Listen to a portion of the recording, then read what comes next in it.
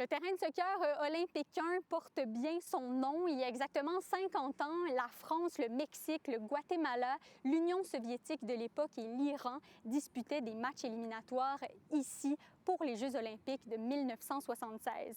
Et Georges Laurent n'a rien manqué parce qu'il était le marqueur de ces matchs à Sherbrooke. C'était des chevaux qui couraient ici. Le premier match qu'il y a eu ici, c'était la France contre le Guatemala. Puis dans l'équipe de France, il y avait Michel Platini. Il y a eu un coup franc, là, placé du bon côté. Le ballon est rentré dans le but, l'arbitre a accordé le but. J'ai appuyé sur le 1 tout de suite. De l'avoir vu en personne, là, jouer, là, ça me fait quelque chose, oui. Le soccer olympique à Sherbrooke, c'est en grande partie grâce à Roger Fro, décédé cette année. Ben, tu vois, Roger Fro, c'était le père du soccer à Sherbrooke. Moi, j'étais un de ses fils. Ça ne me surprenait pas qu'il ait réussi à avoir une partie des Jeux olympiques ici. J'ai aimé jouer ici, vraiment, beaucoup, beaucoup, beaucoup. Ça me rappelait des souvenirs, quand j'étais là-haut, il y a 50 ans. Et ce n'est pas tout, parce que les Jeux olympiques de 1976 ont aussi nécessité l'aménagement d'un centre équestre. Et c'est ici, à Bromont, que le comité organisateur s'est arrêté. Ça, là, ça a été le cadeau de Dieu. On est vraiment devant la compétition qui s'était passée. Là, il y avait le jumping ici, le dressage et le concours complet. Quand les Jeux nous ont été alloués, là, c'était une swamp, ça, là. Après du travail acharné, le parc a accueilli de la grande visite pour l'occasion. La reine Élisabeth II, le prince Philippe et les plus grands cavaliers. Mais ce qui a marqué le Québec, c'est la médaille de Michel Vaillancourt.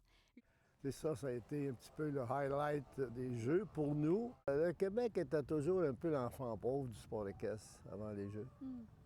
Et ça nous a permis de...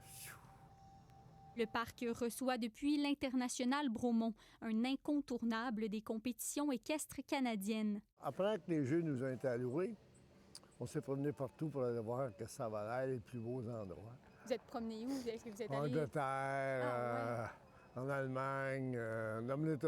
C'est le parc équestre le plus beau, le plus reconnu et le plus adéquat de l'Est du Canada. Ce qui a aussi marqué la région, ce sont les compétitions de handball tenues au Palais des Sports Léopold-Drolet à Sherbrooke.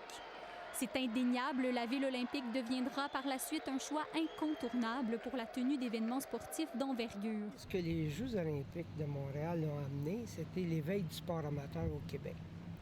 Puis ça a eu un impact plus grand à Sherbrooke qu'ailleurs, parce que l'année d'après, c'était les Jeux du Québec à Sherbrooke. C'est comme si les gens avaient dit « on en veut encore », et puis il y en a eu beaucoup d'autres par la suite. Retour en direct au Lac des Nations. Jeux du Québec, Jeux du Canada et les mondiaux de plusieurs disciplines ont choisi Sherbrooke.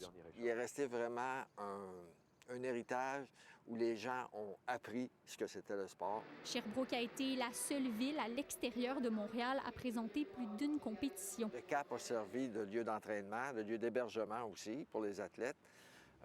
La petite bâtisse qui est là, c'était le centre de presse. Oh non, c'est ici que ça se passait. Le journaliste a tout vécu à Montréal. C'est le drapeau officiel des Jeux là, qui flottait au-dessus de la ville de Montréal. Il était rédacteur du bulletin hebdomadaire Le Presto. J'ai un ami qui a été nommé directeur de l'information au COJO qui m'a donné un coup de fil à un moment donné. Il dit « Pierre, tu viens-tu travailler comme organisateur des Jeux olympiques? » Je dis « Ah! Oui, j'y vais! » Et puis, on parlait de tout le monde qui travaillait aux Jeux. On avait des photos de ce qui se passait là-bas. Puis même un peu de patinage aussi là-dedans. Je suis ici. Ça, c'est l'épinglette que portaient les hôtesses. Je ne me souviens pas comment j'ai réussi à mettre la main là-dessus, mais j'ai réussi. Les souvenirs de Jacques Petit sont bien différents. À l'époque jeune athlète, on l'avait invité au relais de la flamme olympique. Je serais bien chanceux, lui, parce que lui a pu hériter d'un flambeau, ce que moi, j'ai jamais pu avoir. Parce que chaque porteur gardait son flambeau, ce n'est que la flamme qui était transmise d'un flambeau à l'autre.